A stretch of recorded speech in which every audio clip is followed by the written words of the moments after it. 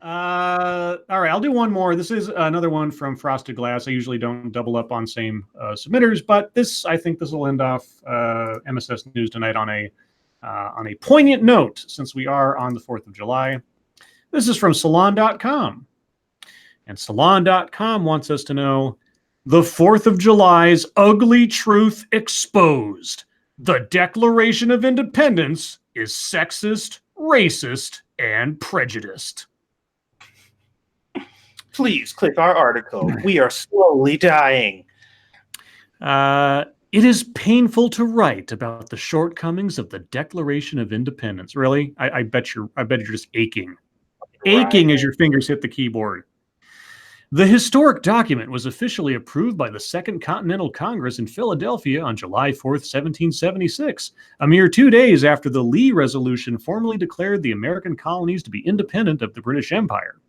Because the American colonists ultimately prevailed in their revolution against King George III, which, of course, as we know, was a big mistake. Mm-hmm. Yeah. Rebelling against Britain was a big mistake. We'd be so much better off now if we just become a British colony. The document has been immortalized as one of the opening salvos in the ongoing fight for human freedom that continues to this very day. Without this seminal text, every social justice movement that has followed would never have come to pass. Wait a minute. If you're talking about social justice as it used to mean, you're probably correct. Yet, despite its overwhelmingly positive impact on our history, the Declaration of Independence was also a product of its time and bears some of the shortcomings of its era, including sexism, racism, and prejudice against Native Americans.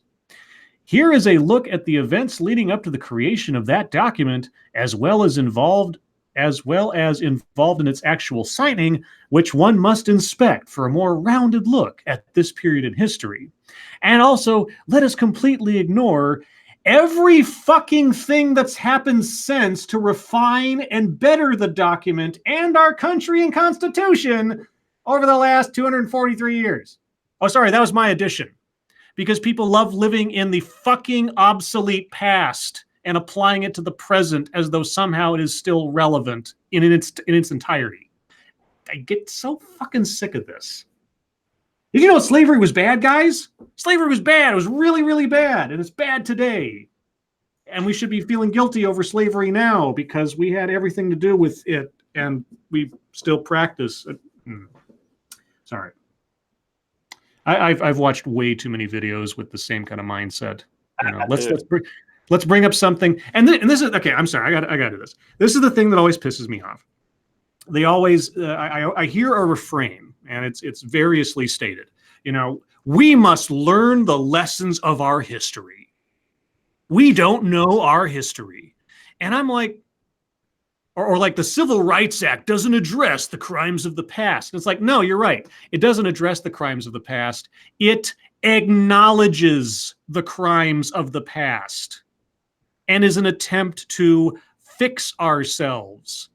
You know, the Civil Rights Act, the Equal Employment Act, the Equal Pay Act, all of these things that have occurred to try to right the wrongs of the past are a confession that we had it wrong, that we fucked up, that we have advanced, we have moved on, we have tried to improve ourselves, because that's what's so great about this country, is that we know there is a process to make change. It may take a long time, it may be glacial, and that was the point, to not make changes in the heat of the moment, on a simply turn on a dime, not to have a presidential fiat that can alter the course of everybody's lives against their own wills.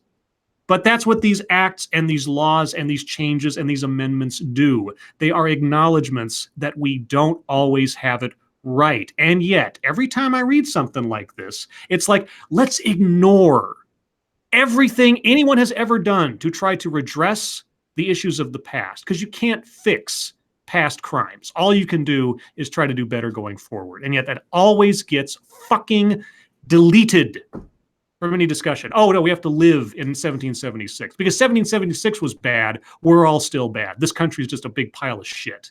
I didn't do any YouTube stuff today, but I want to address something in chat real quick. Prospero says, don't buy into these idiots conflating the Declaration as if it is our governing document. Please, Scribe Light, you're accepting their stupidity. No, it's not that. This sentiment, the same overall sentiment of, whether you're talking about the Constitution or the Immigration Act of 1914 or whatever, and just anything in our legal history that was written at a time when things were worse than they are now, as though that is some anchor to our way of thinking today, and everything that's come afterwards can just be easily tossed aside, ignored, not even mentioned. That's what I was getting ticked off about, not specifically the Declaration as though it was our Constitution or something. It's just there's this general push to not let the past die in any way, shape, or form. But what I mean is to ignore the continuation from it. That the fullness of our history is what we should look at. Yes, remember the horrible things so that we don't repeat them, but also understand that along the way, we did remember the horrible things and we changed our mind about the horrible things, and we've done what we can to try to stop doing the horrible things. It doesn't cure people of their inner nature. Okay. Laws that address things that people do that are bad are acknowledgments of the flaws of human beings.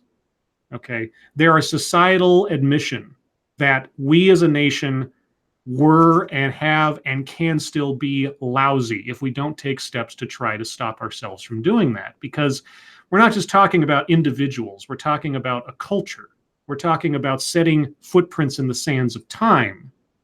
And when you change laws, when you institute things like the Civil Rights Act, when you make gay marriage legal, whether you agree with the method in which it was legalized or not, you set the tone going forward to try to stop people in a legal binding social contract way from committing the same bad behavior as the past. Okay, laws are confessions. They are societal confessions of past wrongdoing. And to ignore that part of the equation, to me, is much more offensive than whatever actually took place in the past that wasn't addressed at that time. Okay, it ignores the development of us as a nation, as a society, as a civilization. That is what ticks me off, because it's not a matter, like, if I think back, like, the worst thing that I ever did, okay, and if that's all that defined me, then you could probably say that I'm a horrible, horrible person. But you would have to ignore everything that I learned and changed about myself since that moment. That I used that horrible thing that I did as a turning point to say, I never want to be that guy again. And I've never been that guy again. I've always used that as a benchmark. And to say the same about our country or about us who live today in this country as compared to those that lived 243 years ago or whatever is an insult to me.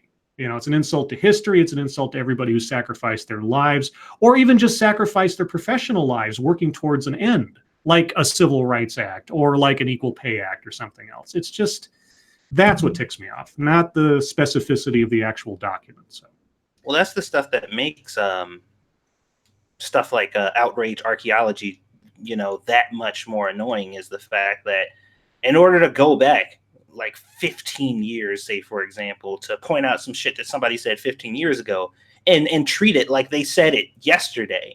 You know what I mean? You literally have to ignore everything that person has been through all the way up until this point to make you have to look that far back to find something like that. Like, you had to go back 15 years. So obviously something has changed.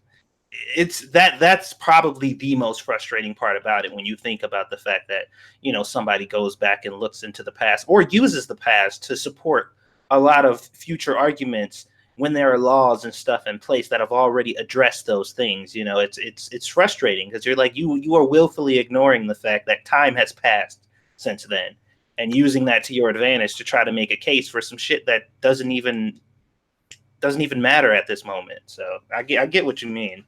Yeah, definitely. Prospero said something. I see there is a failure to understand that our history is an evolutionary process of events. No, it's not. It's not a failure to understand. It's like what Satsu just said. It is a willful ignorance, or just a willful dismissal. Let's say, not even a willful ignorance of it. It's just ignoring, outwardly dismissing it out of hand, and just focusing on the worst parts of things to try to drum up, controversy, to try to demonize the current administration or the current zeitgeist or the opposite of whatever the zeitgeist is. uh, whoever wrote this article, they're not trying to educate anybody about anything. They're not trying to be impartial about it or try to talk about like what has happened since then. I mean, that would be something else. If we say the Declaration of Independence said these things that we today would find abhorrent. Here's how we've changed. That would be an okay article, in my opinion. Not to say this person can't write that stuff. That's not. This isn't me being censorious. I'm just saying that that kind of article to me is garbage. An article that actually talked about how we have, and how we all have the capacity to change as a society, as a nation, would be far more interesting to me than just saying things were horrible back then, and there's some words and language in here that are antiquated and archaic. Yeah, exactly, because the document is both antiquated and archaic. I just surprise.